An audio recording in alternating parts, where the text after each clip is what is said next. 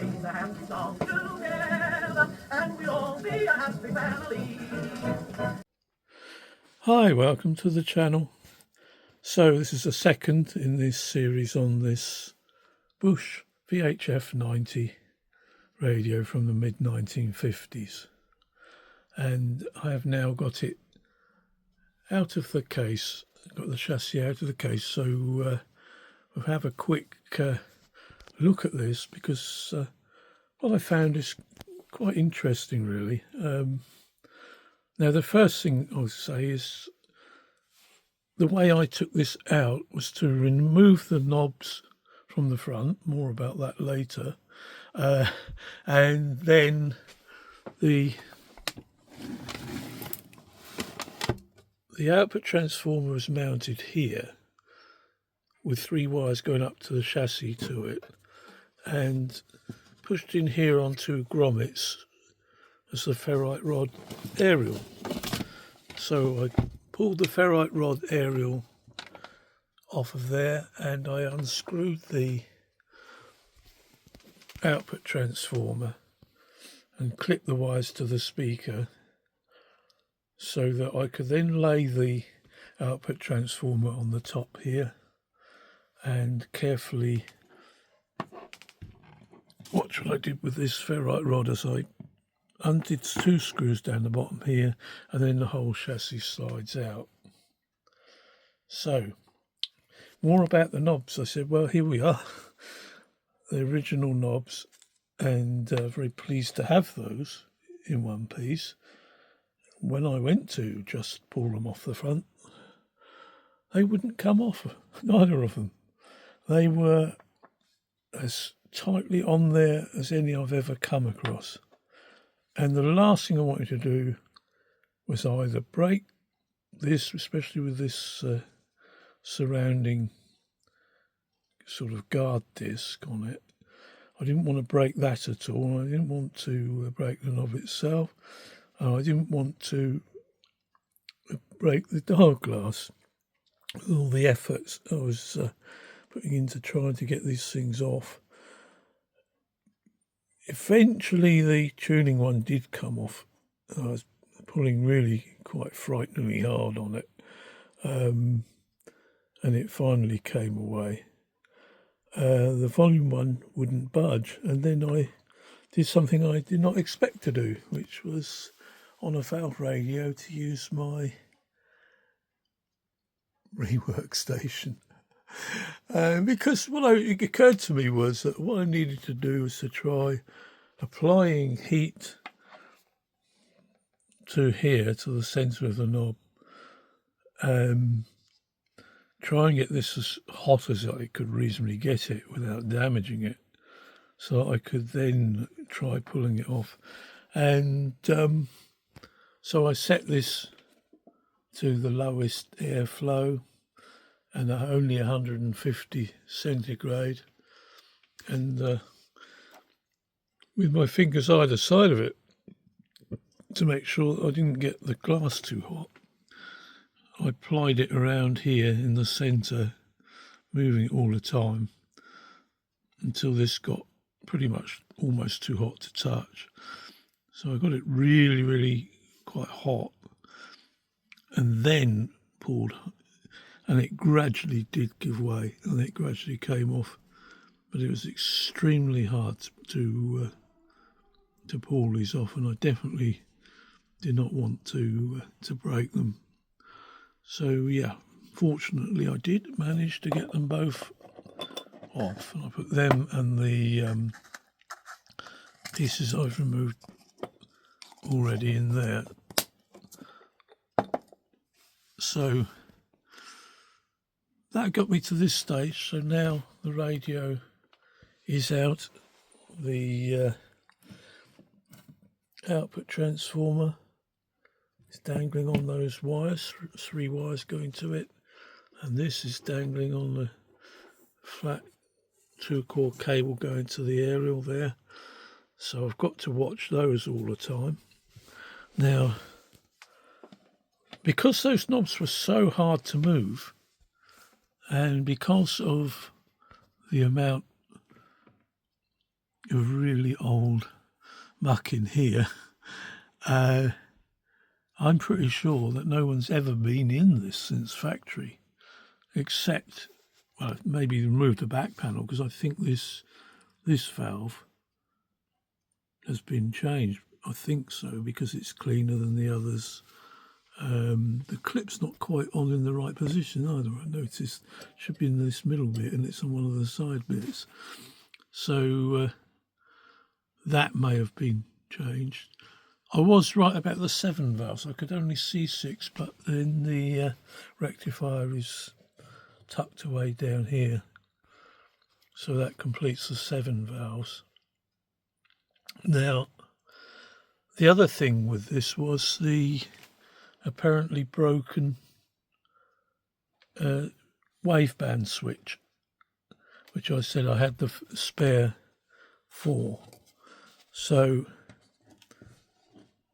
I've got to be very careful here because I've got the valves and this hanging off of it. But if I very carefully tip this up,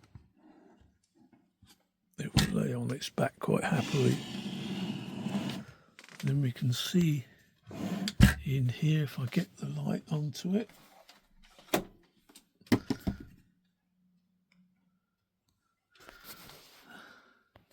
Here is the wave change switch, which I thought was broken. Well, as I was unpacking the radio, a washer fell out. And as I was turning the radio over to get it out of the bubble wrap, I heard something clinking around inside, and when I got the chassis out, I found a screw and a washer, and they'd come off of here, and that's what was holding this. So just screwed them back in, and this does seem to move okay. So, and there's the wafer there. Now, I'm not sure what actually breaks in these, whether it's the wafer.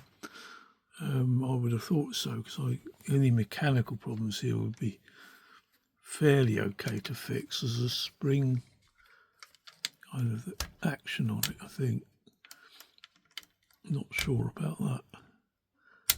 But yeah, that does seem to be okay. But again, under here, can't see any evidence of any replaced components. It all looks pretty much factory. So my next step really will be to very carefully note and label where these 3 wires go to, and disconnect them from here, and disconnect the this aerial side as well, so that I can work on this without those 2 things dangling from it. And but you can see how very black and dusty it all is. The tuning does move.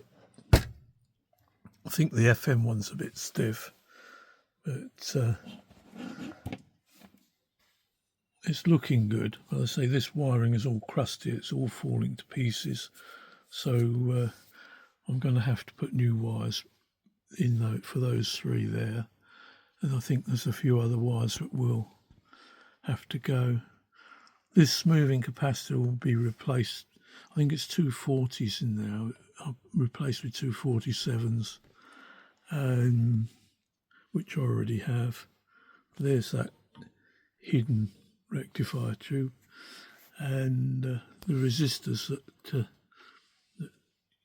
drop the mains.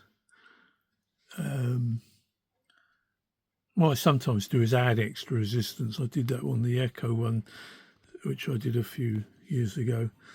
Just add a little bit of extra resistance to really drop the voltage a bit. So it's underrunning rather than overrunning, because our mains voltage is quite high in the UK here. This diffuser is all dirty, but that may well clean up. It looks like it will clean up quite well. So hopefully I can reuse that if I can get it all out without breaking it. I think you have to from memory, because I think the screws behind it to hold it on. It's got 2 dial lights clipped on. The holders are clipped on here and here. I'm going to have to look at the circuit diagram, and that's one area where I've been fortunate this time. I've managed to find in English fairly complete information on this, so that really will make a nice change after the last 2 things, to have good information to work with.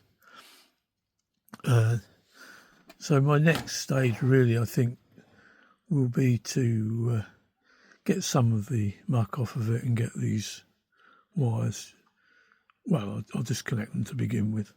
And I'm going to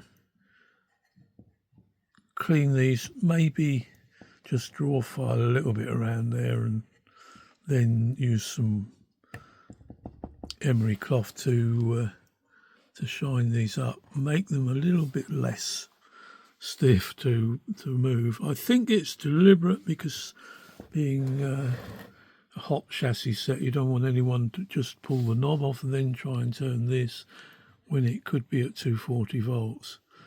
But because I don't want the knobs to be damaged, and because I'll want to put them on and take them off again while I'm working on it, I really want to make them a little bit easier, so they will remove more easily, more readily.